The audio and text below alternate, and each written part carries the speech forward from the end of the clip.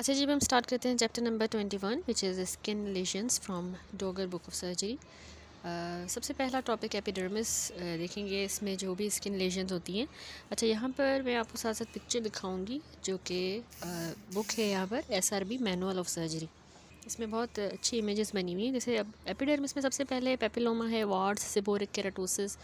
तो सबसे पहले आप पेपिलोमा देखिए, इस तरह से होता है ये।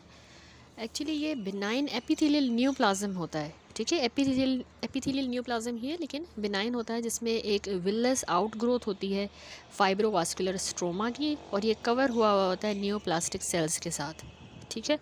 तो इसमें किसी ट्रीटमेंट की ज़रूरत नहीं होती, लेकिन इसको हम रिमूव कर सकते हैं अगर ये सिम्टम्स करवा रहा है या फिर कॉस्मेटिक रीजंस की वजह से पेशेंट जो है इसको रिमूव भी करवा सकते हैं। तो ये एक टंग पे भी दिखाया गया है पेपिलोमा, यहाँ पर वेस्ट पे एक सिसाइल पेपिलोमा है, ठीक है। ये पेडंकुलेटेड है, ये अपने पेडिकल के साथ फिर इसको रिमूव किया गया है। दूसरा है वार्ड्स। अच्छा, वार्ड्स जो हैं ये एक्चुअली बिनाइन स्किन ट्यूमर्स होते हैं, benign arising from the infection with human papilloma virus HPV being the most common on hands and soles, ठीक है। हाथों और पैरों पे ज़्यादा कॉमन है। प्लांटर वार्ड्स जो हैं वो पार्टिकुलरली ट्रबलसम होते हैं। Infective warts found under the heel and metatarsal के हेड्स के नीचे ज़्यादातर ये प्लांटर मिलते हैं, और ये बहुत ज़्यादा इंटेंसली पेनफुल होते हैं। अगर ये परसिस्ट किए तो फिर इसको भी रिमूव किया जा सकता है, क्यूरेटिज के ज़रिए ट्रीट किया जाता है, या फिर इस पर इलेक्ट्रिक कॉटरी अप्लाई की जाती है, ठीक है। देन अगली एपिडर्मिस में है कंडीशन सिबोरिक केराटोसिस। इसकी मेरे पास पिक्चर नहीं है, यहाँ पे इसने मेंशन किया है। अच्छा, ये है सिबोरिक केराटोसिस। इसको जो है सिनाइल वार्ड भी कहा जाता है। ये ह्यूमन पेपिलोमा वायरस से रिलेटेड तो नहीं होता, लेकिन ये जो है येलोइश ब्राउन या ब्लैक ग्रीजी प्लैक बनाता है विद द क्रैकल्स सरफेस। देखिए इसके सरफेस पे क्रैकल्स भी हैं, और ये ऑफन मल्टीपल होते हैं। कॉमनली अपर बैक को, ट्रंक यहाँ पे अफेक्ट करते हैं, और इसको भी क्यूरेटिज से ट्रीट किया जाता है या फिर फ्रीजिंग के ज़रिए इफ़ डिज़ायर्ड। अच्छा, इसके अलावा पायोजेनिक ग्रेनुलोमा और कीलोइड ये डर्मिस में आ जाएंगे। अभी हमने एपिडर्मिस में जो चीज़ें देखी वो papilloma, warts and seborrheic keratosis. अब डर्मिस में ये जो है कीलोइड और पायोजेनिक ग्रेनुलोमा होता है, तो ये हम जो है नेक्स्ट चैप्टर है उसमें देखेंगे।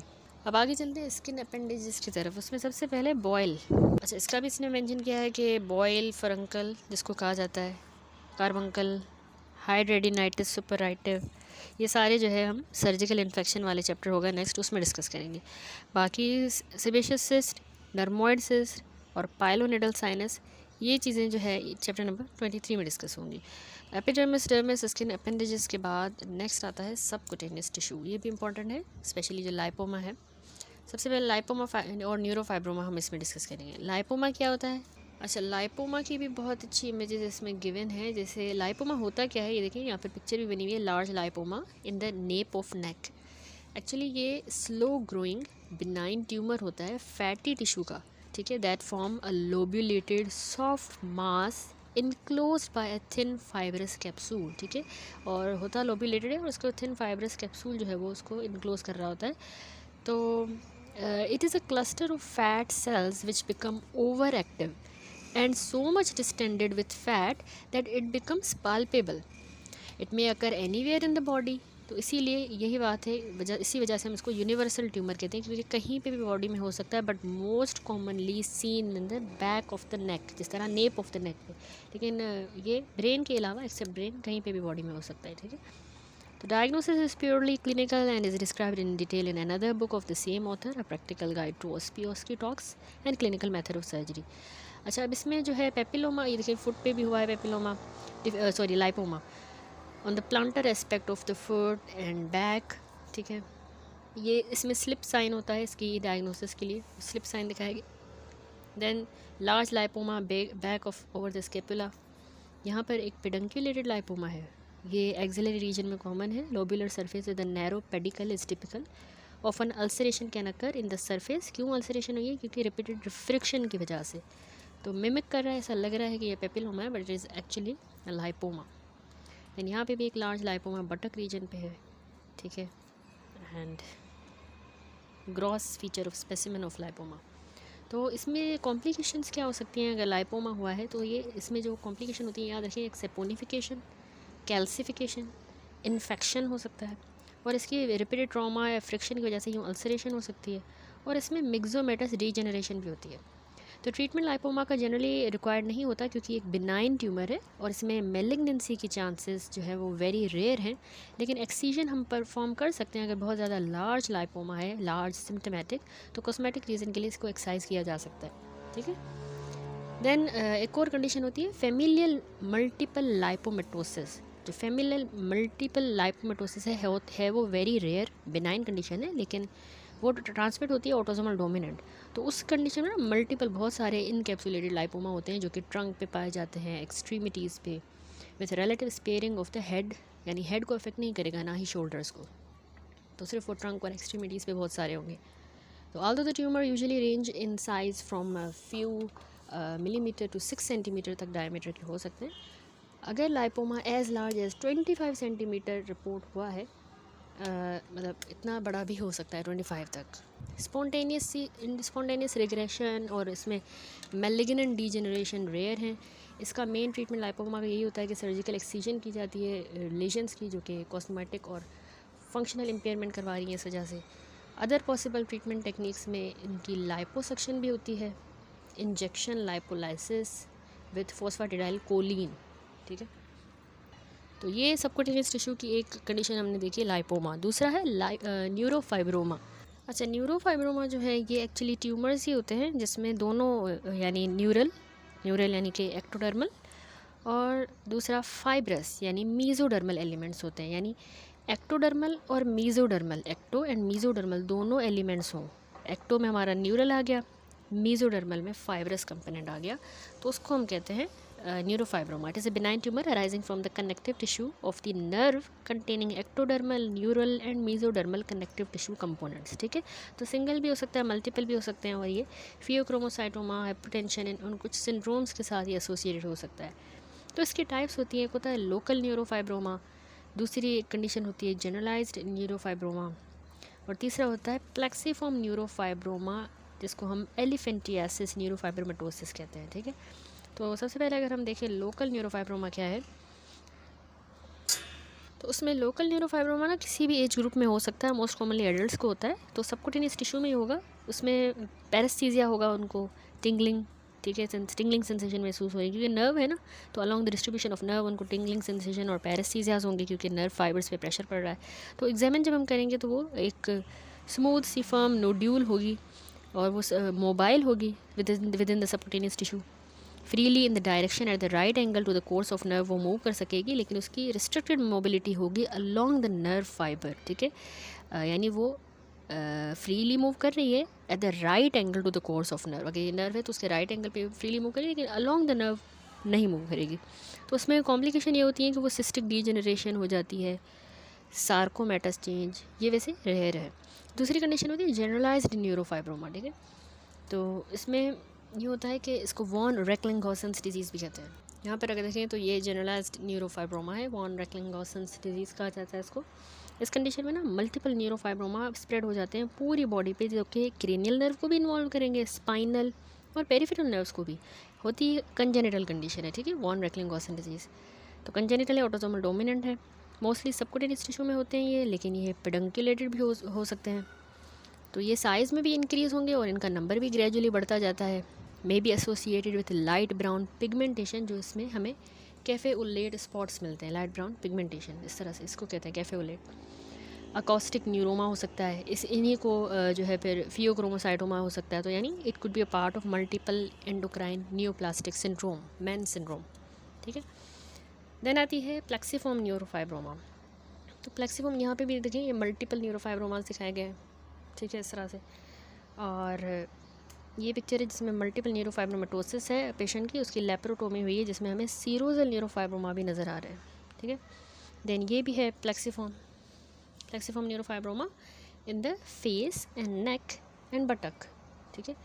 प्लेक्सीफॉर्म वाला जो होता है ना, एरोनोमस स्वेलिंग होती है with the myxofibromatous degeneration. It usually occur in the connection with the branches of the fifth cranial nerve, ज़्यादातर फिफ्थ cranial nerve की branches में होता है। It hangs down in the fold, यानी देखिए folds की फॉर्म में ये नीचे हैंग करता है। तो it makes the tissue look like edematous, ऐसा लग रहा है edematous है ये टिश्यू। तो प्लेक्सीफॉर्म न्यूरोफाइब्रोमा इस तरह होता है, ठीक है। इसकी रिजेम्बलेंस इडिमा के साथ इतनी ज़्यादा होती है कि ये डिज़ीज़, इसीलिए इस डिज़ीज़ को हम एलिफेंटियासिस न्यूरोफाइब्रोमेटोसिस कहते हैं, ठीक है। तो यहाँ पे भी देखिए प्लेक्सिफॉर्म न्यूरोफाइब्रोमाटोसिस जो ट्राइजेमिनल यानी 5th क्रेनियल नर्व को इन्वॉल्व कर रहा है, ठीक है। तभी इसको हम एलिफेंटियासिस न्यूरोफाइब्रोमाटोसिस कह रहे हैं कि इडिमा की तरह लग रहा है। This is also the multiple neurofibromatosis with the cafe au lait spots आपको नज़र आ रहा है। ये भी पिक्चर है जिसमें मल्टीपल न्यूरोफाइब्रोमाटोसिस है, ठीक है। और यहाँ पर ये जो प्लेक्सिफॉर्म न्यूरोफाइब्रोमा है जो कि हैंग डाउन कर रहा है स्किन से। देन अब आ जाए इसकी डायग्नोसिस किस तरह की जाती है। वैसे तो ये क्लिनिकल डायग्नोसिस है न्यूरोफाइब्रोमाटोसिस और tissue diagnosis is rarely required. Treatment इसमें जहाँ पे न्यूरोफाइब्रोमा जो है वो सोलिटरी हो या फ्यू इन नंबर हो तो उनका रिमूवल हम ई न्यूक्लिएशन या resection and suturing of the divided nerve उसके ज़रिए हम उसको ट्रीट कर सकते हैं, ठीक है। रिसेक्ट कर दें और फिर जो डिवाइडेड नर्व है उसको सूचर कर लेंगे। लेकिन when the whole body is covered with a neurofibroma, then some cosmetic improvement can be obtained by excising the more noticeable lesion from the face and hands. उसके बाद नेक्स्ट चले अब pre malignant lesions discuss कर लेते हैं। Pre malignant lesions जो होती हैं वो are those which if left untreated तो वो फुल ब्लोन कैंसर करवा देंगी। उनको हम कहते हैं प्री मेलिग्नेंट। अगर उनको ट्रीट ना किया जाए तो वो फुल कैंसर करवाएंगी। तो pre malignant condition epidermis skin appendages की और मेलानोसाइट्स की यहाँ पे इसने शो की हैं। सबसे पहले एपिडर्मिस में कौन सी वो कंडीशन है जो कैंसर में कन्वर्ट हो सकती है, वो है solar keratosis, Bowen's disease, erythroplasia of Queyrat, ठीक है। सारे मैं आपको एक्सप्लेन करती हूँ इंडिविजुअली। फिर स्किन अपेंडेजेस में जो कैंसर करवा सकती है वो कंडीशन है extra memory packets disease. Melanocytes में जो डिस्प्लास्टिक नीवस है और जायंट कंजेनिटल पिगमेंटेड नीवस, ठीक है।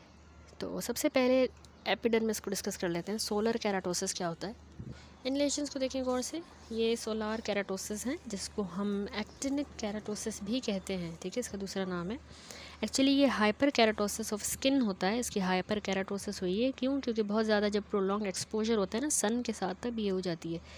तो this occur due to the accumulated effect of exposure to UV rays over many years, ठीक है। काफ़ी सालों से वो एक्सपोजर की वजह से कॉमनली मिडिल एजड पीपल में पाया जाता है as a lesion which is an irregular सी दिखें फर्म और इरिटेटिंग पैच की तरह है जो कि फ्लैट भी हो सकता है, वो रेज्ड भी हो सकता है। तो इसकी कॉमन साइड ये हाथों पर होता है, चेहरे पर, कानों पर, ठीक है। तो 5-fluorouracil क्रीम जो है has been used in the patient with multiple lesions. 5-fluorouracil। दूसरी ये pre malignant condition of the skin which is known as a Bowen's disease, ठीक है। Bowen's disease carcinoma in situ है with 3 to 11% progression into squamous cell carcinoma में convert होता है। तो ये भी स्किन ऑफ द ट्रंक पे होगा as a multiple sea scaly, लेकिन ये एरिथेमेटस पैचेस हैं और इनके मार्जिन्स उभरे हुए होंगे, रेज्ड होंगे। तो इसकी डायग्नोसिस जो है फिर कंफर्म हम करते हैं, हम इसकी बायोप्सी लेते हैं, ठीक है। तो इसका ट्रीटमेंट यही है कि हम इसको एक्साइज कर देंगे, क्यूरेट भी कर सकते हैं, या इसके ऊपर वो क्रीम लगाएंगे वही 5-fluorouracil के ज़रिए। तो इंट्रा एपिडर्मल कार्सिनोमा में occur in the glans penis where it is called the erythroplasia of the Queyrat, ठीक है। ये है वो एरिथ्रोप्लेजिया ऑफ द क्यूरेट जो कि एक इंट्रा एपिडर्मल कार्सिनोमा है ऑन द ग्लैंस पेनिस। अच्छा, वैसे पॉजिटिव फैक्टर्स इसमें सारे इनके सोलर डैमेज ही है और इनऑर्गेनिक आर्सेनिक इंजेक्शन की वजह से होता है। दूसरी कंडीशन है ये एक्स्ट्रा मेमोरी पैकेट्स डिजीज़। अब स्किन एपिडर्मिस की में देख लिया, अब स्किन अपेंडेजेस में आ जाता है extra memory packet disease EPMD। ये generally intra epidermal adenocarcinoma consider होता है। ये देखिए इंट्रा एपिडर्मल और एडिनोकार्सिनोमा है जो कि जेनिटेलिया पे भी हो सकता है, पेरीएनल रीजन और कुटेनियस साइट्स जैसे कि एपोक्राइन ग्लैंड जो एक्जिला में होते हैं वहाँ पे भी हो सकता है। तो प्रेजेंट ऐसे ही एक्जिमा की तरह करेगा, स्किन का एक्जिमा, और बाकी इसमें ट्रीटमेंट इसकी एक्सीजन करनी होगी। अच्छा, तो यहाँ पे हमने कंप्लीट किया। अब जो है देख लेते हैं प्री मेलिग्नेंट के बाद अब मेलिग्नेंट एपिडर्मल लेशंस कौन सी हैं। उसमें बेसल सेल कार्सिनोमा, दूसरा स्क्वामस सेल कार्सिनोमा। बहुत कॉमन है, बहुत यानी इंपॉर्टेंट है। सबसे पहले बेसल सेल कार्सिनोमा, इसकी पिक्चर भी देखेंगे। यहाँ पर इन्होंने शो किया है बेसल सेल कार्सिनोमा। याद रखें स्किन का मोस्ट कॉमन कैंसर अगर हम कहें जो कि basal cells of the epidermis से ही अराइज करता है, ठीक है, और हेयर फॉलिकल्स से। यहाँ पर अगर आप पिक्चर देखें सबसे पहले तो यहाँ पर देखिए common site of basal cell carcinoma इसने शो की है in the face above the line drawn between the angle of mouth and the ear lobule. तो ये इसकी कॉमन साइट है, ठीक है। और ये ऑंग्रेंस लाइन कहते हैं इसको, ऑंग्रेंस, ये इसकी कॉमन साइट है। दूसरा यहाँ पे अगर आप देखें तो ये basal cell carcinoma peri anal region पे इन्होंने शो किया है। It is a nodular type, wide excision is required. और ये वाला जबकि nodular basal cell carcinoma in the nose, common in face, ठीक है, नोडुलर वाला फेस पे कॉमन है। यहाँ पे सिबेशियस एपिडर्मल नेवस है, फीमेल्स में कॉमन होता है, extensive, begin in the childhood. इसकी सर्जिकल एक्सीजन करनी होगी, skin grafting. It has got actually 10% chance of converting into the basal cell carcinoma. तो according to our book basal cell carcinoma अगर आप देखें तो यूजुअली सन एक्सपोज जो areas होते हैं स्किन के वहाँ पे होता है, ठीक है। मेजॉरिटी लीजन्स 90% चेहरे पे होती हैं, above the line joining the lobule of the ear to the angle of the mouth, ऑंगरहैंस लाइन के ऊपर। और ये स्लो ग्रोइंग होता है, लेकिन याद रखिए ये लोकली इन्वेजिव होता है और मैलिग्नेंट ट्यूमर है, वेरी डिस्ट्रक्टिव हो सकता है, हेंस इसीलिए हम इसको रोडेंट अल्सर कहते हैं, ठीक है। यहाँ पे भी अगर आप देखें तो ये different basal cell carcinoma lesions in the different places दिखाई गई हैं। और यहाँ पे भी बेसल सेल कार्सिनोमा ही है डिफरेंट लोकेशंस पे। यहाँ पे इसकी नोडुलैरिटी चेक करें और इसकी बीडेड एजेस हैं, ठीक है। अच्छा, तो अब इसके प्रेसिपिटेटिंग फैक्टर्स क्या हैं? सबसे पहला तो मैंने आपको बताया यूवी रेज। दूसरा इसमें फेयर स्किन का होना, वो भी इसको प्रेसिपिटेट करता है। आर्सेनिक बेस्ड अगर स्किन ऑइंटमेंट्स यूज़ की जाएँ, coal tar, ionising radiations, genetic skin cancer syndrome अगर हो, तो ये सारे इसके प्रेसिपिटेटिंग फैक्टर्स हैं, ठीक है। तो क्लिनिकल पिक्चर इसमें अर्लीस्ट जो लेजन होती है वो वैसे हार्ड होती है, परली नोड्यूल होगी जो कि थिन टेलेंजेक्टेटिक स्किन के साथ कवर हुई होगी। बेसल सेल कार्सिनोमा जो है ना वो डिवाइड कर सकते हैं हम इनटू द लोकलाइज्ड, जिसमें नोडुलर, नोडुलोसिस्टिक, सिस्टिक, पिगमेंटेड एंड नेवोइड आएंगे, ठीक है। तो ये लोकलाइज्ड की टाइप्स हैं। क्या क्या? लोकलाइज्ड में नोडुलर, नोडुलोसिस्टिक, सिस्टिक, पिगमेंटेड एंड नेवोइड। दूसरी है जनरलाइज्ड लेजन्स। अच्छा, वैसे ये लेजन सुपरफिशियल भी हो सकती हैं या ये अंदर इन्फिल्ट्रेटिव भी हो सकती हैं। जो नोडुलर या नोडुलोसिस्टिक वेरिएंट्स हैं ना वो ज़्यादातर 90% of the basal cell carcinoma होते हैं, नोडुलर या नोडुलोसिस्टिक। दूसरी बात कि इसकी जो ग्रोथ होती है वो बहुत ज़्यादा एक्सट्रीमली स्लो होती है। ओकेजनली ट्यूमर जो है ना ये हाईली इन्वेजिव होता है, रोडेंट अल्सर, ठीक है। ग्रोथ स्लो है बट ये इन्वेजिव बहुत ज़्यादा है, rodent ulcer. Field fire rodent ulcer क्या है? फील्ड फायर रोडेंट अल्सर एक रैपिडली ग्रोइंग फॉर्म ही होती है बेसल सेल कार्सिनोमा की, with the destruction and disfigurement of the facial skin that has an advancing edge with a healed central scar.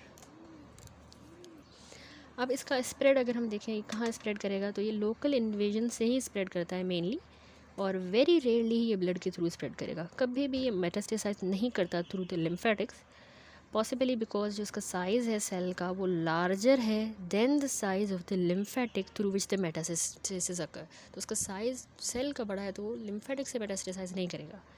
Investigation के लिए हम इनकी वेज बायोप्सी परफॉर्म करते हैं। वेज बायोप्सी इसके एज ऑफ द अल्सर से ली जाती है। स्टेजिंग कैंसर की अगर हम देखें तो स्क्वामस की और बेसल की दोनों की इसने बताई है staging. American joint committee of cancer AJCC ने डिज़ाइनेट किया है स्टेजिंग TNM क्लासिफिकेशन के according of the both basal cell carcinoma and squamous cell carcinoma.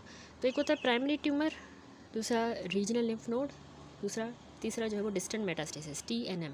Primary tumour TX हम कहेंगे अगर primary tumour can not be assessed, आप उसको assess नहीं कर पा रहे, ठीक है। T0 हम तब कहेंगे जब no evidence of primary tumour हो, ठीक है। प्राइमरी ट्यूमर असेस नहीं कर सकते तो TX, लेकिन T0 जब no evidence of the primary tumour, कोई एविडेंस ही नहीं है, ठीक है। T1 हम तब कहेंगे जब कार्सिनोमा, T1 से भी पहले TIS यानी कार्सिनोमा इन situ, यानी कि कैंसर अभी सिर्फ स्किन के टॉप लेयर तक है तो उसको हम कहते हैं TIS। T1 है जब वो 2 सेंटीमीटर या उससे छोटा है तो T1, लेकिन 2 सेंटीमीटर या उससे बड़ा है लेकिन 4 सेंटीमीटर से छोटा है तो हम कहेंगे T2। 4 या 5 सेंटीमीटर से फिर भी छोटा है but more than 2 centimetre then it is T2। T3 तब कहेंगे जब मोर देन 5 सेंटीमीटर हो इन द ग्रेटेस्ट डायमेंशन, यानी या तो 5 सेंटीमीटर से बड़ा है या तो उसने डीप इन्वेजन शो की है डर्मिस या सबक्यूटेनियस फैट में या थोड़ी बहुत बोन इरोजन की है तो वो T3 होगा। और T4 जो होता है उसमें भी फर्दर होते हैं T4A एंड B। ये होता है जिसमें कॉर्टिकल बोन और मैरो इन्वेजन हो, और T4B होता है जब उसने स्कल बेस को इन्वेड किया हो या एक्सियल स्केलेटन को इन्वेड किया हो, ठीक है। फिर नोड्स पे आ जाएं। नोड्स में एक होता है NX012। NX होता है कि regional lymph node can not be assessed. N0 यानी नोड मेटास्टेसिस नहीं हुई रीजनल नोड्स की। N1 होता है कि सिंगल सिर्फ एक इप्सिलेटरल अगर नोड इन्वॉल्व हुआ है, ठीक है। N1 हम कहेंगे जब metastasis single ipsilateral lymph node 3 centimetre और स्मॉलर। और एक और N2 भी होता है कि सिंगल नोड हो बिटवीन 3 सेंटीमीटर एंड 6 सेंटीमीटर, या मल्टीपल नोड्स हो no larger than 6 centimetre. And N3 तब कहेंगे जब वो 6 सेंटीमीटर से भी बड़ा नोड जो है वो हुआ हो। यहाँ पर बहुत सिंप्लीफाई करके लिखी हुई है, लेकिन मैं थोड़ा सा आपको एक्स्ट्रा बता रही हूँ। फिर मेटास्टेसिस के लिए M0 M1 ही होता है, इसके दो ही होते हैं। M0 यानी कि no distant metastasis and M1 यानी कि डिस्टेंट मेटास्टेसिस इज़ प्रेजेंट, ठीक है। Note in cases of the multiple simultaneous tumors, the tumor with the highest T category will be classified and the number of separate tumors such as the 5 will be indicated in the parenthesis। जिस तरह हमने T2 और bracket में parenthesis में हम फिर 5 लिखेंगे, ठीक है। उनका जो नंबर है कि कितने हैं वो उस हिसाब से। अच्छा, अब आगे है इसका ट्रीटमेंट। बेसल सेल कार्सिनोमा जो है इसको सर्जिकल या नॉन सर्जिकली ट्रीट किया जा सकता है। सबसे पहले अगर मैं आपको सर्जिकल एक्सीजन बताऊं तो उसमें हम कंप्लीट ट्यूमर को रिमूव कर लेते हैं, एज वेल एज हमें प्रॉपर लेबॉरेटरी एवेल्यूएशन भी मिल जाती है। बड़ा ट्यूमर जिसने इन्वेड किया हो सराउंडिंग के स्ट्रक्चर्स को भी और एग्रेसिव अगर हिस्टोलॉजिकल टाइप है तो उसको हम बेस्ट ट्रीट करते हैं बाय सर्जिकल एक्सीजन। साथ में हमने 0.5 सेंटीमीटर से 1 सेंटीमीटर जितने क्लियर मार्जिनस भी निकालने होते हैं। अच्छा, बेसल सेल ट्यूमर्स जो होते हैं ना, जो ग्रेट एस्थेटिक वैल्यू वाले एरियाज़ पे लोकेटेड हों, जैसे कि अगर पेशेंट की चीक पर लोकेटेड है, नोज़ पे या लिप पे, तो उसको हम मोज़ सर्जरी के ज़रिए बेस्ट जो है वो अप्रोच कर सकते हैं। MOHS मोह सर्जरी। ये क्या होती है? Mohs surgery for the squamous and basal cell carcinoma. Basal squamous cell lesions often sun exposed वाले पोर्शन ऑफ द बॉडी पे होते हैं, जैसे चेहरा हो गया, हाथ हो गए। तो अनफॉर्चुनेटली ये एरियाज़ ग्रेट एस्थेटिक वैल्यू के हैं और सिग्निफिकेंट अगर हमने ज़्यादा टिशू निकाल दिया तो उससे फेशियल सिमेट्री जो है वो लॉस हो जाएगी, कंटूर और उसका कंटिन्यूटी। तो मोज टेक्निक में tumour along with 4 to 6 millimetre margin जो है वो प्रिपेयर की जाता है, वो जो है ना 4 to 6 millimetre margin uninvolved skin का हम निकालते हैं। पहले मैंने आपको बताया कि हम 0.5 to 1 सेंटीमीटर मार्जिन भी निकालते हैं, लेकिन मोज में हम फिर 4 to 6 millimetre margin uninvolved skin का भी निकाल रहे हैं। तो स्लाइड्स जो हैं from the margin are prepared immediately using the cryostat and stained with the eosin and haematoxylin, और फिर हम उसको माइक्रोस्कोप पे देखेंगे ये डाइज यूज़ करके। अगर कैंसर सेल्स हमें नज़र आ रहे हैं एनी मार्जिन में, अगर नज़र आ रहे हैं उसमें स्लाइड में, तो फिर थोड़े से और मार्जिन हम फर्दर एक्साइज करते हैं स्किन से अनटिल के कैंसर फ्री मार्जिन हमें अचीव नहीं हो जाते। तो इसका मेजर फ़ायदा इस मोज टेक्निक का है कि हमने इसमें जो है ना हमारी ability to remove a tumour with minimal sacrifice of the uninvolved tissue, यानी कम से कम हमें अनइन्वॉल्व टिशू निकाल रहे हैं, ठीक है। तो आल्दो ये प्रोसीजर पार्टिकुलर वैल्यू का है जब ट्यूमर ऑफ द आईलिड को हम मैनेज कर रहे हों, nose, cheek. One major drawback is the procedure length, यानी लंबा प्रोसीजर है। तो टोटल लेजन एक्सीजन में भी require multiple attempt at resection, और इसमें वैसे रिकरेंस और मेटास्टेसिस के रेट जो है वो comparable to those of the wide local excision जितने हैं। तो ये एक ट्रीटमेंट हमने देखा सर्जिकली। दूसरा नॉन सर्जिकल ट्रीटमेंट इसका बेसल सेल कार्सिनोमा का होता है। वैसे ये ना एक याद कर लें बात कि ये एक्सट्रीमली रेडियो सेंसिटिव ट्यूमर होता है, तो इसका ओवरऑल क्योर रेट रेडियोथेरेपी के बाद 90% है, लेकिन इसमें फिर मल्टीपल विजिट हॉस्पिटल के करने पड़ेंगे।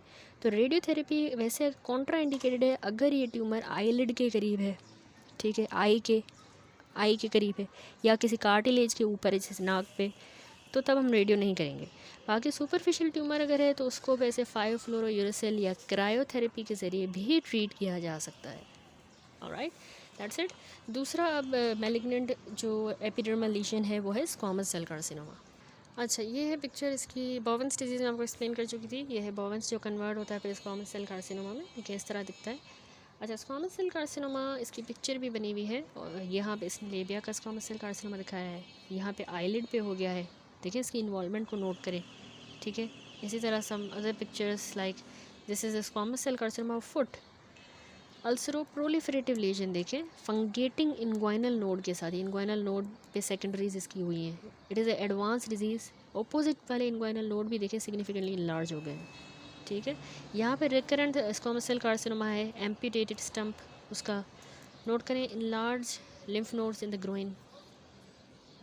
ये carcinoma कैन्यूकुलेटम in the heel and under the great toe, which is a low grade verrucous type of squamous cell carcinoma, ठीक है।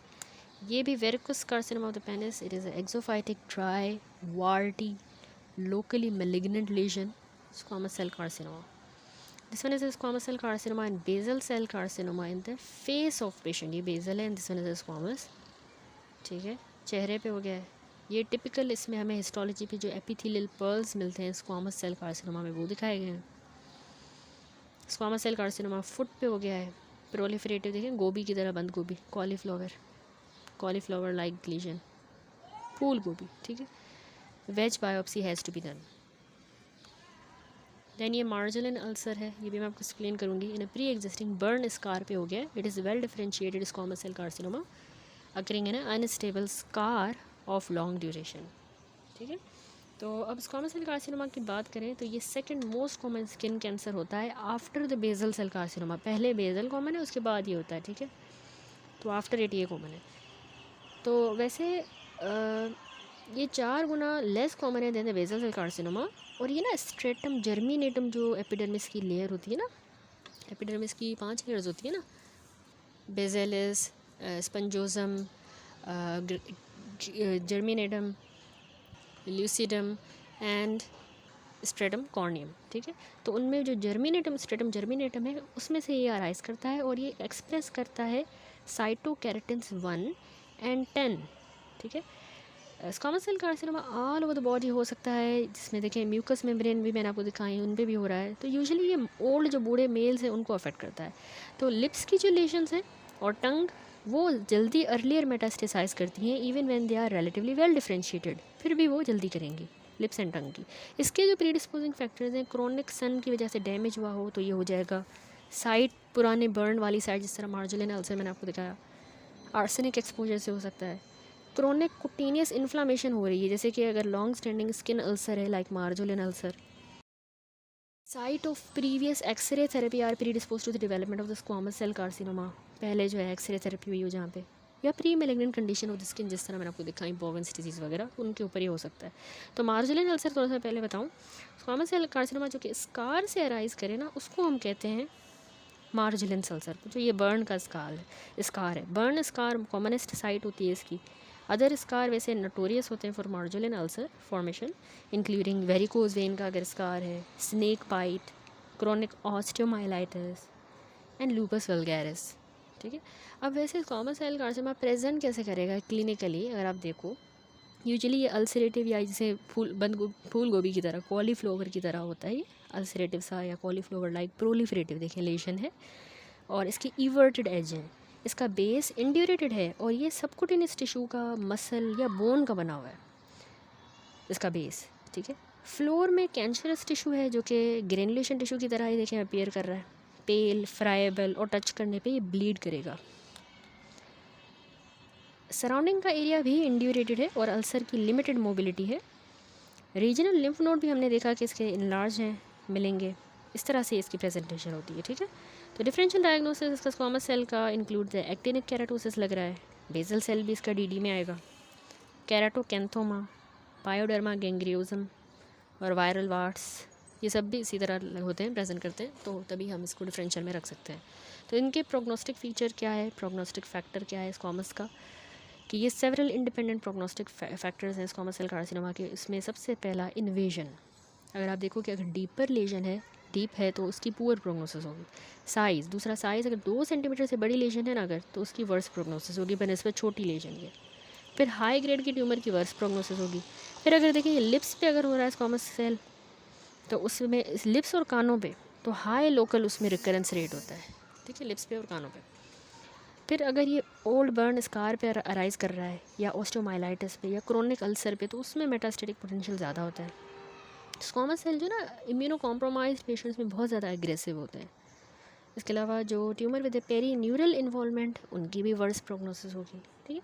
अब स्प्रेड इसका देखें तो इसके 3 मोड होते हैं। एक तो लोकल इन्वेड कर रहा है लिम्फेटिक के ज़रिए, मेनली ये लिम्फेटिक के ज़रिए स्प्रेड करता है, और बाकी ब्लड बोन मेटास्टेसिस भी हो सकती है, और इसमें पेरी न्यूरल स्प्रेड भी है, जिस तरह मैंने आपको बताया।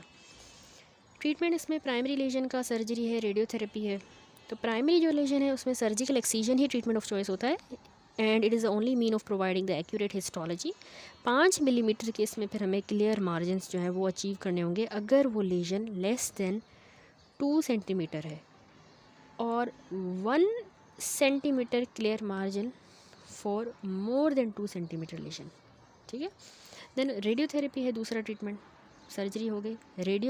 ये भी रेडियो सेंसिटिव ट्यूमर है, लेकिन रेडियोथेरेपी हम सिर्फ उन्हीं के लिए रिजर्व करते हैं जो इनऑपरेबल, ऑपरेट नहीं कर पा रहे, इन्वॉल्व वाइटल स्ट्रक्चर्स हो गए हैं involve, and for the post operative tumour which have been inadequately excise, सही से वो सर्जरी से एक्साइज नहीं हुए, तो फिर उन पे हमें जो है वो हमने रेडियोथेरेपी हम कर सकते हैं। फिर ये हो गया प्राइमरी का ट्रीटमेंट। अब इनकी जो सेकेंडरीज है उसको हम कैसे ट्रीट करें, तो इनकी रीजनल लिम्फ नोड की block dissection is the treatment. ठीक है, ब्लॉक डाइसेक्शन। 30 to 40% केसेस में ये जो रीजनल लिम्फ नोड्स हैं वो इनलार्ज हो जाते हैं due to the secondary infection, hence wait and watch policy is observed. That is कि वंस द प्राइमरी आपने ट्रीट कर लिया तो एंटीबायोटिक हम देंगे और ऑब्जर्व करेंगे for the regression of the lymph node is done. अगर लिम्फ नोड हार्ड है, मोबाइल, तो बायोप्सी हम करेंगे to confirm the presence of metastasis. अगर लिम्फ नोड हार्ड है और फिक्स है अंडरलाइंग वाइटल स्ट्रक्चर्स के साथ, तो फिर हम पैलिएटिव रेडियोथेरेपी हमने देनी होगी। ठीक है। देन वेरिकोस कार्सिनोमा क्या है, यहाँ पर मैंने आपको दिखाया था, ये वेरिकोस कार्सिनोमा है। ये actually well differentiated squamous cell carcinoma ही होता है, जो इन्वेड तो लोकली करेगा लेकिन ये रेयरली मेटास्टेसाइज करेगा, rarely. It is commonly occur on the palm and soles, and it is also known as the carcinoma cuniculatum. ठीक है, देखिए ये वेरिकोस को ही हम कार्सिनोमा सिनिक्युलेटम भी कहते हैं। स्टेजिंग मैंने आपको एक्सप्लेन कर ली, तो यहाँ पे हमने कंप्लीट की। अब आते हैं मेलानोटिक लेजन्स पे। अच्छा, वैसे मेलानोटिक लेजन्स जो होती हैं एम्ब्रियो में, हमारे जो मेलानोसाइट्स होते हैं वो stem cells in the neural crest से ही डिराइव होते हैं, that normally migrate to the epidermis where they are scattered along the basal layer. तो मेलानोसाइट हम मेलानिन प्रोड्यूस करते हैं within the cytoplasmic packets called melanosomes. तो उनमें ग्रेटर अमाउंट ऑफ मेलानिन होता है in the darker skinned individuals. और melanotic lesions जो है वो बिनाइन भी हो सकती हैं, बॉर्डर लाइन या मेलिग्नेंट। तो सबसे पहले हम बिनाइन वाली डिस्कस कर लेते हैं। बिनाइन, देखिए प्रोलिफरेशन जो होती है ना इसकी, मेलानोसाइट्स की जो प्रोलिफरेशन होती है वो रिजल्ट करती है इन द कंजेनिटल या एक्वायर्ड बिनाइन मेलानोसाइटिक निवाई। तो सबसे पहले अगर हम देखें कंजेनिटल नेवस, कंजेनिटल वाला जो होता है वो एक्चुअली बर्थ के टाइम पे या नियर बर्थ ही बच्चे को होगा। दूसरा एक्वायर्ड मेलानोसाइटिक नेवस जो होता है जो बाद में लाइफ में होगा, एंड नॉट एट और नियर द बर्थ, तो वो एक्वायर्ड होगा। तो मोस्ट मेलानोसाइटिक नेवाई जो है वो एक्वायर्ड वाले ही ज़्यादातर होते हैं। और फिर एक्वायर्ड की ही फर्दर टाइप्स हैं जिसमें हमारे पास जंक्शनल नेवस आ जाता है या कंपाउंड नेवस। ठीक है, ये देखिए ये जंक्शनल है, ये कंपाउंड नेवस है, ये एक्वायर्ड नेवस की ही टाइप। तो जंक्शनल वाला थोड़ा सा याद रखें कि ये नेवस के सेल्स होते हैं ना वो जंक्शन ऑफ द एपिडर्मिस। अब ये देखें ना, ये एपिडर्मिस है, ये बेसल लेयर आ गई, ये डर्मिस है। तो junction of the epidermis and the underlying dermis पे आएगा जंक्शनल नेवस, ये नेवस है। तो जंक्शनल नेवस होता फ्लैट है और ब्राउन टू ब्लैक कलर का होगा। ठीक है, flat and brown to black. दूसरा ये कंपाउंड नेवस, कंपाउंड वाला जो होता है ना वो मिक्सचर होता है। यहाँ पे अगर आप देखें तो ये जो है वो ये निवाए थे जो उसके जंक्शन पे थे। यहाँ पर कंपाउंड वाला जो होता है mixture of the junctional and intradermal proliferation. Compound naevi are slightly raise, ये थोड़ा सा उभरा हुआ होगा और ब्राउन टू ब्लैक होगा। तो beauty marks are usually compound naevi, जो लोगों को ब्यूटी मार्क्स के तौर पे होते हैं वो यही कंपाउंड नेवस होते हैं, of either the acquired variety या कंजेनिटल वेराइटी की भी हो सकता है। ठीक है, तो तीसरा आता है इंट्राडर्मल नेवस, तीसरी टाइप भी है। ठीक है, इंट्राडर्मल, यहाँ पर अगर आप देखो डर्मिस के अंदर है। ये वाले नेवस सेल्स सिर्फ डर्मिस में लोकेटेड होंगे और इंट्राडर्मल वाले कभी भी रेज्ड नहीं होंगे, उभरे हुए नहीं होंगे। Most are flesh coloured not pigmented, यानी इनका फिर इन पे पिगमेंटेड कलर नहीं होगा। ये देखिए फ्लैश कलर की, क्योंकि डर्मिस के अंदर है। ठीक है, अब आ जाए, ये हो गया हमारे पास बिनाइन वाले। बिनाइन हमने डिस्कस किया, उसमें कंजेनिटल एक्वायर्ड में 3 टाइप्स हैं, junctional naevus, compound naevus, intradermal naevus. अब है border line melanotic lesion. Border line में हमारे पास आती है डिस्प्लास्टिक एटिपिकल नेवस, दूसरा GCPN यानी जायंट कंजेनिटल पिगमेंटेड नेवस, जिसको हम कहते हैं हेयरी सेल। ये है जायंट कंजेनिटल नेवस, जिसको हेयरी सेल नेवस भी कहा जाता है, जायंट हेयरी नेवस। ये देखें हेयरी नेवस, ये क्या होता है? अच्छा, इससे पहले मैं आपको वो बताऊँ, डिस्प्लास्टिक यानी एटिपिकल नेवस, ये वाली जो टाइप है डिस्प्लास्टिक एटिपिकल नेवस, इर्रेगुलर सी प्रोलिफरेशन ही होती है एटिपिकल मेलानोसाइट्स की at the basal layer of the epidermis. Irregular से इसके बॉर्डर होंगे and measure more than 5 millimetre. इसमें फैमिलियल इनहेरिटेंस होती है, 5 to 10% रिस्क होता है कि ये सुपरफिशियल स्प्रेडिंग मेलानोमा बना देगा, ठीक है, बन सकता है। यानी ये है इर्रेगुलर सी बस प्रोलिफरेशन हुई है एटिपिकल मेलानोसाइट्स की, लेकिन वो भी बेसल लेयर में हुई है ना, लेकिन इसमें 5 से 10% रिस्क है कि ये फिर सुपरफिशियल स्प्रेडिंग वाले में कन्वर्ट हो सकता है। दूसरी है ये जायंट कंजेनिटल पिगमेंटेड नेवस, इसको हम जायंट हेयर नेवस भी कहते हैं। ये एक्चुअली हमारटोमा है, हमारटोमा। इसकी पिक्चर देखिए इतनी अच्छी सी बनी हुई है इसमें बुक में, ये देखिए ये हमारटोमा होता है ऑफ नेवो मेलानोसाइट्स। ये large pigmented often hairy congenital naevi होते हैं जो कि प्रीकर्सर होते हैं ऑफ मेलानोमा 10 to 15%, और इनका रिमूवल जो है वो कंसीडर किया जाता है दोनों, एक तो एस्थेटिक और ऑन्कोलॉजिकल रीजंस की वजह से इनको निकाल दिया जाता है, इसका रिमूवल, ठीक है। Giant congenital pigmented naevus. अब चलें मेलिग्नेंट मेलानोटिक लीजन्स पे। अच्छा, अब जो मेलिग्नेंट मेलानोमा होते हैं वो रिजल्ट करते हैं फ्रॉम द, जब मेलानोसाइट्स की मेलिग्नेंट ट्रांसफॉर्मेशन हो जाए तो वो बन जाएगा मेलिग्नेंट मेलानोमा। तो एम्ब्रियोलॉजिकली जो मेलानोसाइट्स है, मैंने आपको बताया ना, न्यूरल क्रेस्ट सेल से अराइज करते हैं, डिराइव होते हैं एंड प्रोड्यूस मेलानिन, हमारे मेलानोसाइट्स, ठीक है। तो ड्यूरिंग द एम्ब्रियोनिक लाइफ जो प्रिकर्सल सेल्स हैं उनको हम कहते हैं मेलानोब्लास्ट।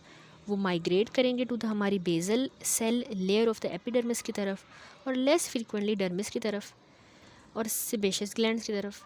तो मेलानोमा फिर इन्हीं मेलानोसाइट्स में से जो मेलानोमा है वो अराइज करता है located in these sites and from the altered melanocytes called naevus cells in the certain precursor lesion. तो ये वैसे ज़्यादा कॉमन जो है मेलानोमास जो हैं वाइट स्किन वाले जो पीपल हैं उनमें involve in the recreational activities, जैसे sun whose skin is not suited to sun exposure, वो अगर सन एक्सपोजर हो तो उनको हो सकता है। There is a linear correlation between the intensity of the exposure to the sunlight and malignant melanoma, यानी हाईएस्ट इंसिडेंस पर कैपिटा जो है वो ऑकलैंड में देखा गया है, यानी न्यूजीलैंड में। Although it account for less than 5% of the skin malignancy, but it account for over 75% of the skin cancer related death जो होती हैं स्किन की, वो मेलानोमा है। Hence the most lethal of all skin cancers, वो melanoma है। तो वैसे अगर फीटस, मदर से फीटस में जो कैंसर ट्रांसमिट होता है वो दो ही होते हैं, ये भी एक इंपॉर्टेंट पॉइंट है, याद कर लें, एक मेलानोमा, दूसरा लिम्फोसार्कोमा, ठीक है। अच्छा, खैर रिस्क फैक्टर देखें अगर मेलानोमा के बनने के, वो ये सारी टाइप्स है मेलानोमा की, मैं आपको एक्सप्लेन करूँगी आगे। तो वैसे रिस्क फैक्टर ये क्यों बनता है, एक तो यूवी एक्सपोजर यहाँ पे भी आ गया, या प्री एग्जिस्टिंग अगर नेवाए हो, मोर देन 20 नेवाए अगर हो, जीरोडर्मा पिगमेंटोसम, यहाँ पे देखिए पिक्चर है, जीरोडर्मा पिगमेंटोसा, बेसल सेल कार्सिनोमा के साथ ऑन द नोज़, इस तरह के पेशेंट जो है ना वो स्किन मेलिग्नेंसी के लिए ज़्यादा प्रोन होते हैं, यानी इनको मेलानोमा हो सकता है। तो there is a defective DNA excision repair, उस वजह से। दूसरा एक और रिस्क फैक्टर है, प्रीवियस अगर किसी को मेलानोमा हुआ था या फैमिली हिस्ट्री है मेलानोमा की, उसको होगा, जिसको जायंट कंजेनिटल पिगमेंटेड नेवस है ये वाला, तो उस ये भी मेलानोमा में कन्वर्ट हो सकता है। HIV अगर है किसी को, या इम्यूनोसप्रेसिव थेरेपी पर है अगर। तो about half of the malignant melanoma जो होते हैं वो अराइज करते हैं, थॉट टू हैं to arise in the pre existing naevi. The average individual has 14 melanocytic naevi and the risk of any one of them becoming malignant is very small. लेकिन however the greater the number of mole, जितने ज़्यादा किसी को अगर moles हैं तो greater will be the risk, particularly उनको जिनमें फैमिली हिस्ट्री है मेलिग्नेंट मेलानोमा की। 5 डिस्टिंक्ट जो क्लिनिको पैथोलॉजिक टाइप्स हैं मेलिग्नेंट मेलानोमास की वो डिस्क्राइब्ड हैं। एक है सुपरफिशियल स्प्रेडिंग टाइप, यहाँ पर भी अगर आप देखें ये वाली टाइप दिखाई गई है, सुपरफिशियल स्प्रेडिंग। दूसरी होती है नोड्यूलर, ठीक है, साथ साथ देखें, नोड्यूलर, लेंटिगो मेलिग्ना, उसके बाद एक्रल लिटिगियस भी होती है, और ए मेलानोटिक। ए मेलानोटिक ये है ए मेलानोटिक मेलानोमा। एक और टाइप है जो कि यहाँ पे मिल नहीं रही है, एक इंडिविजुअली मैं आपको सारी एक्सप्लेन करती हूँ। सबसे पहले सुपरफिशियल स्प्रेडिंग मेलानोमा, ये अपने टाइप्स अच्छी तरह से याद रखें, एग्जाम में भी पूछी जाती हैं, लिखनी होती हैं। What are the types of melanoma? Number 1 is superficial spreading melanoma SSM।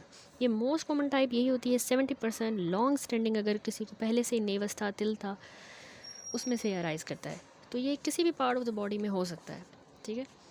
दूसरी जो टाइप है नोडुलर मेलानोमा, ये वाला ज़्यादा अग्रेसिव है बनस्पत सुपरफिशियल स्प्रेडिंग के, और 15% ऑफ ऑल ये होता है। और ये नेवस से रिलेटेड नहीं है, लेकिन ये मेन में ज़्यादा कॉमन होता है। नोडुलर मेलिग्नेंट मेन में ज़्यादा है देन वुमेन। फिर तीसरा ये lentigo maligna. Lentigo maligna melanoma is also known as a Hutchinson melanotic freckle. इसका दूसरा नाम है हचिनसन्स मेलानोटिक फ्रैकल, और स्लो ग्रोइंग होता है। ये लीस्ट मेलिग्नेंट है, ठीक है। तो क्योंकि बूढ़ों के चेहरों पे ज़्यादातर होता है, तो इसीलिए हम इसको ये कह रहे हैं स्लो ग्रोइंग। तो recur frequently on the faces of the elderly people who are more than 60 years of age, उनको लेंटिगो मेलिग्ना मेलानोमा। फिर एक्रेल लेंटिजीनस मेलानोमा है, आई थिंक उसकी पिक्चर नहीं है। तो वो वाला जो है sole of the feet and palm of the hand को अफेक्ट करता है। वाइट स्किन पॉपुलेशन में कॉमन होता है, एफ्रो कैरिबियन एंड एशियंस में। तो वो नोडुलर की तरह उसकी भी पुअर प्रोग्नोसिस है। अब ये वाला ऑन द सोल है एक्रेल लेंटिजियस, हाँ सॉरी यही पिक्चर है इसकी, जो कि सोल पे हुआ है, ठीक है। देन ए मेलानोटिक जो लास्ट टाइप है, ए मेलानोटिक, ये पिंक हो सकता है, लेकिन क्लोज इंस्पेक्शन पे इसमें हमें कुछ पिगमेंटेशन मिलेगी इसके बेस पे। तो वर्स्ट प्रोग्नोसिस इसकी होती है, और ये रीजनल लिम्फ नोड की मेटास्टेसिस के साथ प्रेजेंट करता है ए मेलानोटिक मेलानोमा, ठीक है। टाइप्स हो गई superficial spreading, nodular, lentigo maligna, acral lentiginous and amelanotic. अब क्लिनिकल रिकॉग्निशन जो है, अर्ली डिटेक्शन याद रखें मेलानोमा की कैसे फैसिलिटेट होती है। अगर किसी को तिल है, अब उसको कैसे पता चला कि ये तिल मेलानोमा में कन्वर्ट हो रहा है, तो उसका एक ABCD रूल होता है, जो कि एनी पेशेंट पे आप जिसको पिगमेंटेड लेजन है, कोई भी पिगमेंटेड लेजन है, उस पर आप अप्लाई कर सकते हो कि कहीं ये मेलानोमा तो नहीं। ABCD, A फॉर क्या होता है, ए से एसिमेट्री है, ठीक है, कि कहीं उसमें एसिमेट्री तो नहीं हो रही। दूसरा बॉर्डर की irregularity, coast of marine sign, यानी उसके बॉर्डर्स तो इरेगुलर नहीं हुए। कलर वेरिएशन, उसका कलर तो चेंज नहीं हुआ C से। D से डायमीटर उसका मोर देन 6 मिलीमीटर तो नहीं है। E से इवॉल्विंग यानी चेंजिंग प्रोग्रेसिवली। E से इवॉल्विंग है rather than the elevation. Evolving का मतलब है कि यानी उसका साइज़, शेप या उसके सिम्टम, जैसे उसमें इचिंग तो नहीं हो रही, टेंडरनेस तो नहीं है, या उसका सरफेस चेंज जैसे ब्लीड तो नहीं कर रहा है, कलर शेड तो चेंज नहीं हुआ, उसको कहते हैं इवॉल्विंग। तो ये चीज़ें नोट करनी होती है। 7 पॉइंट चेकलिस्ट भी जो है एक वैलिडेटेड है as a screening tool for early melanoma. उसमें 7 पॉइंट्स में क्या है वो मैं आपको बताती हूँ। उसमें मेजर साइंस और माइनर साइंस होते हैं। मेजर साइन में होता है शेप, साइज़, कलर। पहले 3 मेजर हैं, उसका साइज़, उसका शेप और उसका कलर तो चेंज नहीं हुआ। और बाकी 4 माइनर साइंस हैं, उसमें inflammation, crusting and bleeding, sensory change जैसे उसमें खारिश, इचिंग, और उसका डायामीटर 5 मिलीमीटर से बड़ा तो नहीं है। तो ये माइनर साइंस है, ठीक है। मेजर और माइनर साइन, ये 7 चेकलिस्ट भी यूज़ होती है मेलानोमा को रिकॉग्नाइज करने के लिए। अब आ जाए स्प्रेड के पास तरफ। तो स्प्रेड जो होता है इसका लोकल एक्सटेंशन होती है बाय द लिम्फेटिक। ये मेलानोमा या फिर ब्लड के स्ट्रीम के ज़रिए भी हो सकते हैं। तो ब्लड बोर्न मेटास्टेसिस जो है लंग, लिवर, ब्रेन और रेयरली बोन्स में भी हो सकता है। तो लंग्स में भी जा रहा है, लिवर में, ब्रेन, रेयरली बोन्स। स्टेजिंग पे आए। स्टेजिंग जो होती है, क्लार्क लेवल एंड ब्रेसलो थिकनेस जो है वो पहले यूज़ होते थे previously for staging and prognostic purpose के लिए, ठीक है। ये ब्रेसलो क्लासिफिकेशन होती थी और ये क्लार्क्स लेवल्स होते थे। यहाँ पे इसने शो किए हैं सारे, तो पहले यूज़ होते थे। लेकिन अब जो है याद रखें रिप्लेस हो गए by AJCC system based on the TNM staging. तो मोस्ट इंपॉर्टेंट इनमें जो है वो थिकनेस ऑफ द लेजन होती है, प्रेजेंस या एब्सेंस अल्सरेशन की, और mitotic rate in the thin melanomas, यानी 1 मिलीमीटर वाली थिकनेस वाले में।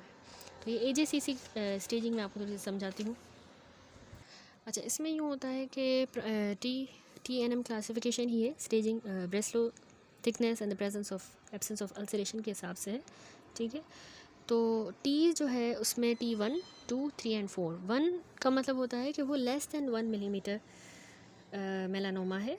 उसको फिर हम फर्दर डिवाइड करते हैं T1A, T1B। 1A का मतलब है लेस दैन 0.8 मिलीमीटर, लेकिन उसमें अल्सरेशन ना हो। 1B है कि अगर वो 0.8 to 1 मिलीमीटर जितना है, लेकिन विथ अल्सरेशन हो, ठीक है। यहाँ पे थोड़ी मिस्टेक है। देन T2 होता है कि 1 to 2 मिलीमीटर का मेलानोमा है, 1 to 2 मिलीमीटर से बड़ा है, 2A या 2B, A with ulceration, B without ulceration. T3 होता है कि वो 2 to 4 मिलीमीटर से बड़ा है अगर, तो हम उसको T3 कहेंगे। देन वही A एंड B। 4 में अगर 4 मिलीमीटर से बड़ा है तो 1 मिलीमीटर, 2 मिलीमीटर, 1 मिलीमीटर है 1, फिर 1 to 2, 2 to 4 and more than 4। फिर नोड्स आते हैं। नोड डिपेंड करता है number of the involved node, whether वो क्लिनिकली अकल्ट है यानी सेंटिनल नोड या क्लिनिकली डिटेक्टेबल। तो N1 N2 N3, 1 है एक नोड इन्वॉल्व, 2 यानी 2 से 3, 3 यानी 4+ नोड्स इन्वॉल्व हैं या मेटेड हैं, ठीक है। फिर M है, M में हम मेटास्टेसिस को देखते हैं डिस्टेंट स्प्रेड या LDH के लेवल की बेसिस पे। M 0 अगर है तो इसका मतलब है no evidence of metastasis. 1A और 1B, 1C 1D इस तरह है। 1A यानी कि उसमें स्किन सबकुटेनियस या डिस्टेंट नोड इन्वॉल्व हुआ है। 1B का मतलब होता है कि उसने विजरल साइट्स को इन्वॉल्व किया जैसे लंग्स में। और 1C हम कहेंगे जब उसने सेंट्रल नर्व 1B होता है लंग को इन्वॉल्व किया हो, 1C होता है विजरल अदर विजरल साइट्स को, और 1D भी एक और होता है CNS को इन्वॉल्व किया हो, ठीक है। फिर आती है इसमें स्टेजिंग के साथ है स्टेज 0, 1A 1B। 0 होता है कि इन situ हो T node 0 and metastasis 0। 1A में T1A, A क्या था विथ अल्सरेशन। 1B यानी 1 मिलीमीटर का है लेकिन विदाउट अल्सरेशन।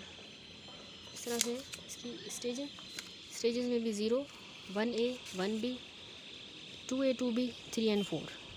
अब आ जाए इसके ट्रीटमेंट पे। मेलानोमा जो है इसका ट्रीटमेंट होता है एक्सीजन बायोप्सी, जिसमें 2 to 5 मिलीमीटर का मार्जिन स्किन का और cut and cuff of subdermal fat भी जो है हमने निकालना होता है, essential to confirm the diagnosis, ठीक है। एक्सीजन बायोप्सी की है, 2 to 5 millimetre margin of skin निकाल के और कफ सबडर्मल फैट का डायग्नोसिस के लिए हमने निकाला है। तो हमें डेप्थ और स्टेज बता देगा डिजीज़ का to define the most appropriate form of treatment. तो वो मेलानोमा जो 1 मिलीमीटर से लेस देन 1 मिलीमीटर डीप है तो उसकी आप वाइड लोकल एक्सीजन कर सकते हो, 1 सेंटीमीटर मार्जिन इज़ सफिशेंट। लेकिन अगर वो लेजन डीपर है तो फिर 2 सेंटीमीटर का मार्जिन फिर हम रिकमेंड करते हैं, as there is a no evidence that wider margin make a difference. Smaller defects are closed primarily whereas large defect has to be covered with a skin graft या फिर flap लगाना पड़ेगा। अच्छा, excision biopsy के ज़रिए हमने diagnose कर लिया। अब इंसीजनल बायोप्सी ओकेजनली रिक्वायर्ड होती है। फॉर इंस्टेंस अगर लार्ज लेशन है चेहरे पे है जहाँ पे एक्सीजन बायोप्सी पूरी लेशन की डिसफिगरिंग है तो फिर आप वहाँ पे इंसीजनल बायोप्सी लेते हो, ठीक है। देन आ जाए मैनेजमेंट ऑफ नोड्स किस तरह करेंगे। जिनके पाल्पेबल लिम्फ नोड हो गए हैं तो लिम्फ नोड की डायसेक्शन भी हम साथ ही करेंगे लेजन को ही रिमूव करने के साथ। या जिनका कोई भी अगर क्लिनिकली लिम्फ नोड इन्वॉल्व नहीं हुआ तो उनके सेंटिनल लिम्फ नोड की बायोप्सी ज़रूर परफॉर्म करनी है। और जिन पेशेंट का सेंटिनल नोड अगर पॉजिटिव आ रहा है तो फिर उनकी रेडिकल लिम्फ नोड डायसेक्शन भी करनी होगी। अब एक केस है कि डिज़ीज़ एडवांस हो गई, उसमें फिर क्या करें। एडवांस डिजीज़ को आपने radiotherapy, chemotherapy, immunotherapy, hormone therapy ये सारे करके सिम्टोमेटिक रिलीफ के ज़रिए आप ट्रीट कर सकते हो।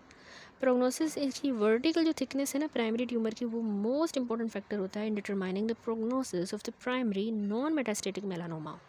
Increasing thickness of melanoma represent a progressively worse prognosis.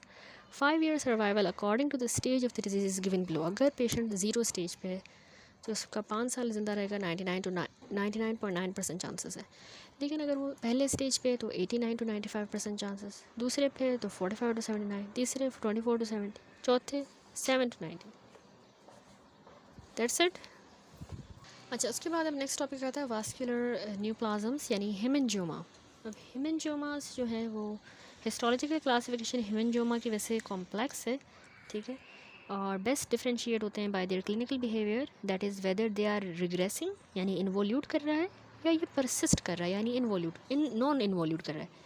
तो जो इन्वोल्यूट करेगा, रिग्रेस हो जाएगा, छोटा हो जाएगा, वो अगर हम सबसे पहले देखें इन्वोल्यूटिंग हेमेंजियोमा, वो अराइज करते हैं from the proliferation of the endothelial cells, यानी एंडोथेलियल सेल्स जो है वही प्रोलिफरेट करता है और जो है ना अपीयर एट और with in weeks of birth के बाद, एंड प्रीडोमिनेंटली हेड और नेक को अफेक्ट करता है। तो ये जो इन्वोल्यूटिंग वाला हेमेंजियोमा है उसमें ये आ जाता है, एक स्ट्रॉबेरी नेवस, दूसरा ये सैल्मन पिंक पैच, ये 2 इन्वोल्यूटिंग टाइप में आएंगे, यानी ये एंडोथेलियल सेल प्रोलिफरेट हुए और फिर बच्चा पैदा हुआ, उसके विदिन वीक्स और बर्थ के बाद अपीयर हुआ हेड और नेक पे, और इसमें स्ट्रॉबेरी नेवस और सैल्मन पिंक आ गया। स्ट्रॉबेरी हेमेंजोमा याद रखिए एक ब्राइट रेड रेज्ड उभरा हुआ मास होगा विद द इरेगुलर बॉसिलेटेड सरफेस है, इसको हम स्ट्रॉबेरी कह रहे हैं, स्ट्रॉबेरी की तरह। तो ये ग्रो करते हैं 80% of the maximum size first 3 month में, और मोस्ट स्टॉप कर जाएंगे ग्रोइंग अबाउट 5 मंथ। हाउएवर ये ग्रो करते रहेंगे 18 महीने तक, बच्चा जब हो जाएगा। आफ्टर दैट फिर इनकी रिग्रेशन या इन्वोल्यूशन होगी, ये छोटा हो जाएगा। तो 70% 7 साल की उम्र में 70% रिजॉल्व हो जाता है। तो they should be left without any treatment unless it involve the peri orbital skin, आँख के अराउंड अगर हो गया, क्योंकि वहाँ पे ये एम्ब्लायोपिया करवा सकता है। तो इसकी कॉम्प्लिकेशन है कि अल्सरेशन और ब्लीडिंग इसमें हो सकती है। अनदर पेक्यूलियर इसकी कॉम्प्लिकेशन है due to the sequestration of platelets in the lesion leading to coagulopathy, इस बच्चे को हो सकता है थ्रोम्बोसाइटोपिनिया। तो इसको हम कहते हैं Kasabach Merritt syndrome, Kasabach Merritt syndrome. Laser photocoagulation therapy और लेजन के अंदर जो स्टीरॉयड्स लगाए जाते हैं, इंट्रालीजनल स्टीरॉयड, ये भी हम अर्ली इन्वोल्यूशन के लिए यूज़ कर सकते हैं। ठीक है, तो ये एक हो गया। दूसरा है सैल्मन पिंक पैच, यहाँ पे आपको नज़र आ रहा है, ये एक वैरायटी है कैपिलरी हेमेंजोमा की, इसको हम स्टोर्क बाइट्स भी कहते हैं, स्टोर्क बाइट्स। तो ये बर्थ के टाइम पे प्रेजेंट करेगा फोरहेड पे और बैक ऑफ द नेक पे, ये जनरली 1 साल की उम्र तक ख़त्म हो जाएगा, इन्वोल्यूट कर जाएगा। तो ये दोनों इन्वोल्यूटिंग टाइप्स हो गए। अब आता है नॉन इन्वोल्यूटिंग टाइप। नॉन इन्वोल्यूटिंग में याद रखें, एक आता है पोर्ट वाइन स्टेन, दूसरा कैवर्नस हेमेंजोमा। ठीक है, और सबसे पहले अगर आप देखें यहाँ पे पोर्ट वाइन स्टेन। अच्छा, नॉन इन्वोल्यूटिंग का मसला ये होता है कि ये हमार्टोमास होते हैं due to the abnormal blood vessel formation. Actually मसला ये हुआ है कि इसमें एबनॉर्मल ब्लड वेसल फार्मेशन की वजह से हमार्टोमा है, और ये मोर अप्रोप्रिएटली हम इनको वास्कुलर मेलफॉर्मेशन कह सकते हैं। तो इनकी 2 टाइप्स हैं, पोर्ट वाइन स्टेन, दूसरा कैवर्नस हेमेंजोमा, वो मैं आपको दिखाती हूँ। पोर्ट वाइन स्टेन ज़्यादातर चेहरे पे एक flat bright red patch lesion की तरह, पैची लेजन की तरह होगा, इन्वॉल्व करेगा area of the peripheral nerve on the face scalp, और इसमें कोई भी रिग्रेस करने की टेंडेंसी नहीं होगी विद एज, यानी उम्र बच्चे की बढ़ रही है लेकिन ये छोटा नहीं हो रहा है, इन्वोल्यूट नहीं कर रहा, क्योंकि नॉन इन्वोल्यूटिंग है। तो इसका ट्रीटमेंट ये है कि इसमें कुटेनियस लेजर थेरेपी की जा सकती है, but the simplest treatment remain camouflage with cosmetics. Good result हमें CO2 लेज़र थेरेपी के ज़रिए मिल सकता है। दूसरी जो नॉन इन्वोल्यूटिंग टाइप है वो है कैवर्नस हेमेंजोमा। यहाँ पर आपको नज़र आ रहा है, ये कैवर्नस हेमेंजोमा ज़बान पे हुआ है, टंग पे, और ये नी पे भी हुआ है। तो कैवर्नस हेमेंजोमा भी एक ब्लूइश या पर्पल लेशन होती है, ज़्यादातर ये एलिवेटेड होगी, कहीं पे भी बॉडी में हो सकता है, लेकिन ज़्यादा कॉमन हेड एंड नेक पे है, स्पेशली लिप्स पे होता है, चीक्स पे। ये mature fully formed Venus structures का बना है, यहाँ पे वीनस स्ट्रक्चर्स हैं जो कि टॉर्चुअस मासेस की तरह प्रेजेंट कर रहे हैं, लाइक फीलिंग एज ए बाल ऑफ वॉर्म्स लग रहा है, बैग ऑफ वॉर्म। तो ये बर्थ के टाइम पे प्रेजेंट करेगा और grow to keep the pace with the normal body growth. Most lesions involve the deep structures including muscles and bones, तो इसीलिए इसका कंप्लीट एक्सीजन बहुत मुश्किल होता है क्योंकि बोन्स और मसल इन्वॉल्व हो रहे हैं। Angiographic embolisation may be useful prior to the excision of such a lesion. अब आ जाए अदर एक्वायर्ड वास्कुलर लेशंस पे, लेकिन ये यहाँ पे भी देख लीजिए, कैवर्नस हेमेंजोमा चीक पे हुआ है, near the angle of the mouth, tip of the tongue. Haemangioma of the tongue is the cause of macroglossia, ठीक है, वन ऑफ द कॉजेज़ में आता है। ये लेप्रोस्कोपिक व्यू है कैवर्नस हेमेंजोमा का in the liver, and it is the most common benign tumour of the liver. Liver का एक मोस्ट कॉमन बिनाइन ट्यूमर है ये कैवर्नस हेमेंजोमा। तो होता बस कुछ नहीं है, ये लेशन है, एलिवेटेड है, कहीं पे भी हो सकती है, टॉर्चुअस वेन्स ही वीनस स्ट्रक्चर है, बैग ऑफ वॉर्म लग रहा है, और डीप स्ट्रक्चर्स को भी इन्वॉल्व कर सकती है, मसल और बोन को, तो इसीलिए इसकी कंप्लीट एक्सीजन थोड़ी मुश्किल होती है। ठीक है, अच्छा, उसके बाद अदर कुछ एक्वायर्ड वास्कुलर लेशंस हैं, तो उसमें एक आ जाता है कैम्पेल डे मॉर्गन स्पॉट्स। ये कैम्पेल डे मॉर्गन जो स्पॉट्स होते हैं ये भी चेरी एंजोमा कहलाते हैं, इनको चेरी एंजोमा कहते हैं, और कॉमन बिनाइन स्किन लीजन है, मिडिल टू ओल्डर एज में होता है, जब formed by the proliferating dilated capillaries होती हैं उनमें, उनकी वजह से, और पोस्ट कैपिलरी वेन्यूल्स। तो इनको एक इंग्लिश सर्जन के बाद नाम दिया गया है कैम्पेल डे मॉर्गन, और they are commonly seen on the trunk, और इसीलिए इनका कोई ट्रीटमेंट इसमें रिक्वायर्ड नहीं होता। ठीक है, दूसरा स्पाइडर निवाए। अच्छा, स्पाइडर निवाए दूसरी कंडीशन है, ये भी कॉमन होते हैं प्रेगनेंसी के दौरान, स्पेशली ये मिलते हैं, और क्रोनिक लिवर डिजीज़ में भी हमें मिलते हैं। तो ये सेंट्रल एक आर्टीरियोल होता है इसमें एक, और जो रेडिएट कर रहा है कैपिलरीज। तो प्रेशर अगर हम देंगे सेंट्रल आर्टीरियोल पे विद पिन हेड, तो उसमें ये लीजन सेंट्रल अगर प्रेशर देंगे तो ये लीजन डिसअपीयर हो जाएगी और इसमें किसी ट्रीटमेंट की ज़रूरत नहीं होती। दूसरा उसके बाद आता है पायोजेनिक ग्रेनुलोमा।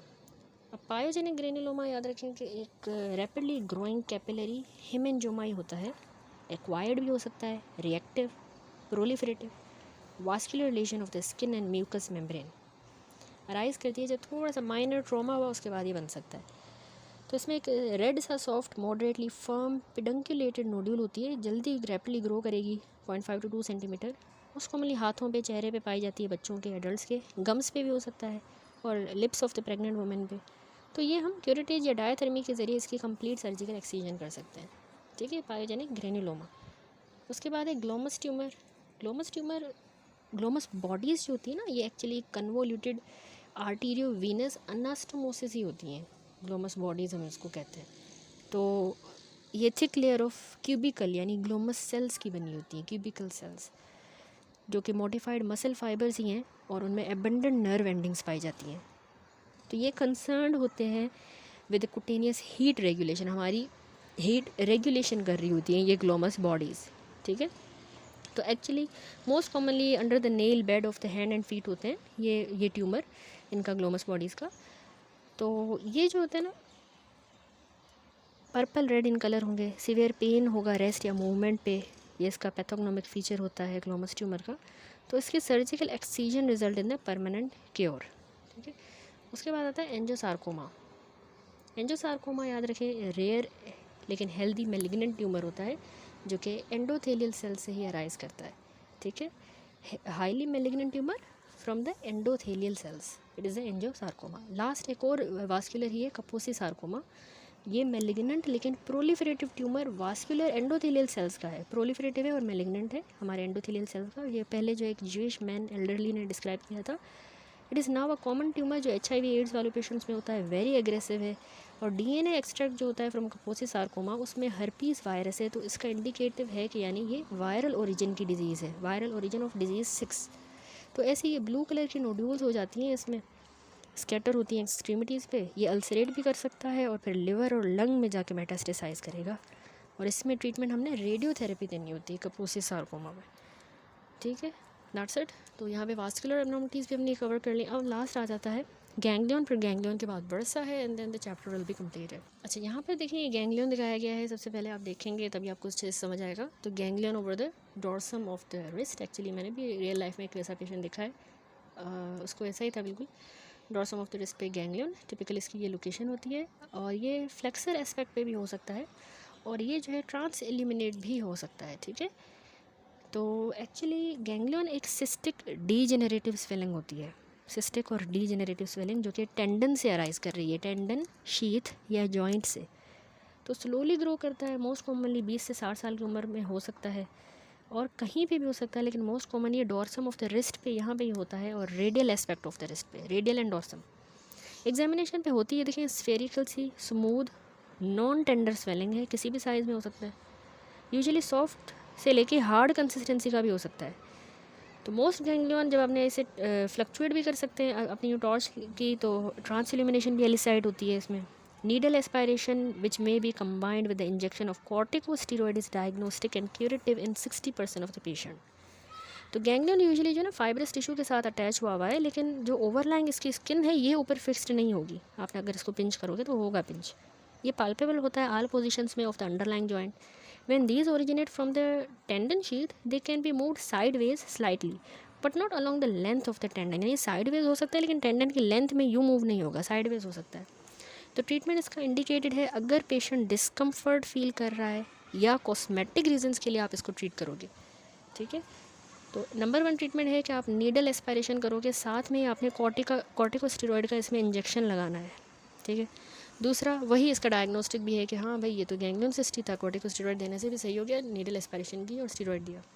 दूसरा treatment, old treatment was hitting the ganglion with a family Bible that ruptured the cyst but recurrence was common. Family Bible से इसको मार के और किया जाता था, लेकिन फिर उसमें ये मसला था कि रिकरेंस हो जाती थी।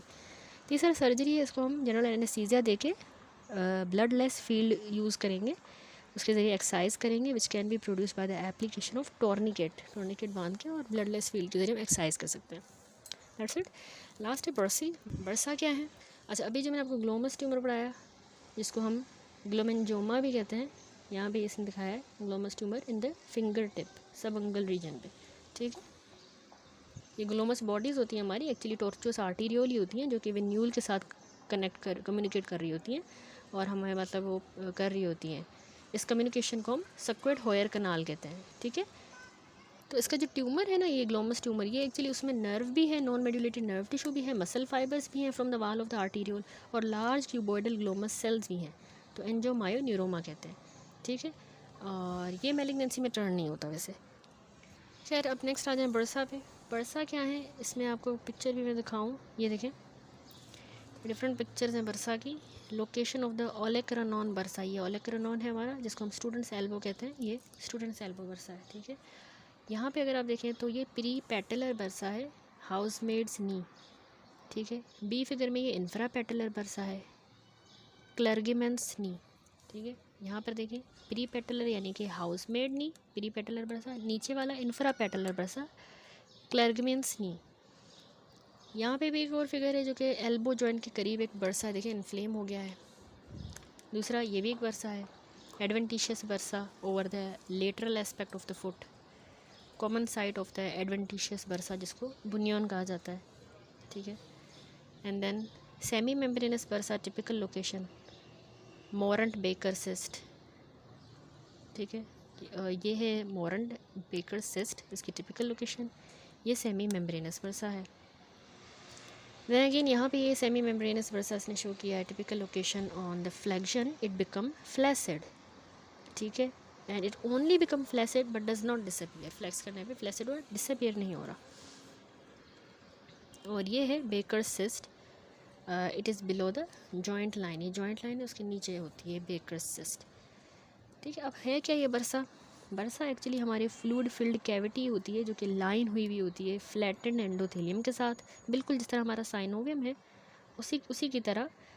It develop between the tendons, bone और स्किन के दरमियान, ताकि हमारी इजी मूवमेंट हो और फ्रिक्शन को रिड्यूस करने के लिए हमें अल्लाह ताला ने ये बरसा दी है। ठीक है, तो बर्साइटिस एक कंडीशन है, बर्साइटिस यानी कि इसकी इन्फ्लामेशन जब हो जाए बरसा की, तो उसमें होगा यूँ कि बहुत ज़्यादा एक्सेसिव फ्लूइड एक्यूमुलेट हो जाएगा इसी बरसा के अंदर, तो उससे स्वेलिंग हो जाएगी एनाटॉमिकल साइट ऑफ बरसा पे, और ये स्वेलिंग जो है फ्लक्चुएंट भी होगी, सिस्टिक होगी।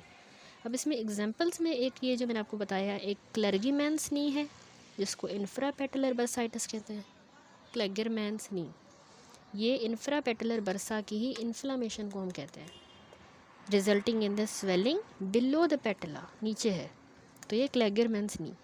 दूसरी टाइप एग्जांपल है बर्साइटिस की हाउसमेड्स नी। हाउसमेड्स नी जो है वो प्री पेटलर बर्सा को कहते हैं। ठीक है, इसी तरह एक और स्टूडेंट्स एल्बो है जिसको हम कहते हैं स्कॉलर्स एल्बो, ये इन्फ्लामेशन है ओलेक्रानॉन बर्सा की, resulting in the swelling behind the elbow joint, तो इसको हम कहते हैं स्टूडेंट एल्बो। अब इनका ट्रीटमेंट ये एक्सीजन ही की जाती है, अगर इसमें सिम्टम्स हो रहे हैं, पेन हो रहा है, एब्सेस बन गया है, या कॉस्मेटिक रीजंस के लिए हम इसको एक्सरसाइज करेंगे, लेकिन इसमें रिकरेंस के चांसेस हाई होते हैं। ठीक है, दैट्स इट। तो अल्हम्दुलिल्लाह हमारा चैप्टर कंप्लीट हुआ। नेक्स्ट वीडियो से इंशाल्लाह हम नेक्स्ट चैप्टर स्टार्ट करेंगे which is cyst, sinus, fistula and wounds.